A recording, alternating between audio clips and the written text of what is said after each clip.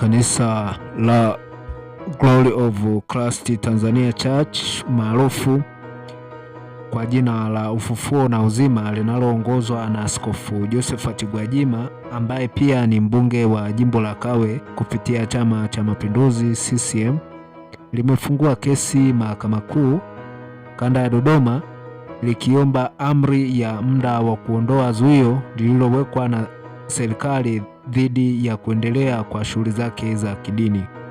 Kupitia kwa wakili Peter Kibatala, kanisa hilo limewasilisha shauri namba 13189 la mwaka 2025 dhidi ya mkuu wa jeshi la polisi IGP, mwanasheria mkuu wa serikali na msajili wa taasisi za kiraia. Wakili huyo amesema watarudi tena mahakamani Julai 8 mwaka 2025. Kwa sasa wanasubiri upokewaji wa hoja za upande wa pili, na mnukuu wakili Peter Kibatala: maana yake wenzetu walikuwa wameomba mpaka tarehe 13 walete kiapo kinzani.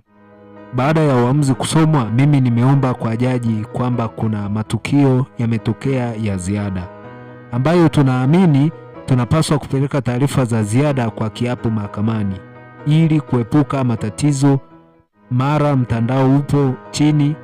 Nimeongezewa mpaka tarehe 18. Wenzetu sasa upande wa serikali, kwa sababu sasa watapaswa kujibu kiapo chetu cha awali, kwa hiyo wataleta hoja zao za kwa nini tusipewe amri za zuio dhidi ya IGP na hao wengine ili kulinda ardhi ya kanisa. Mwisho wa kumnukuu wakili Peter Kibatala.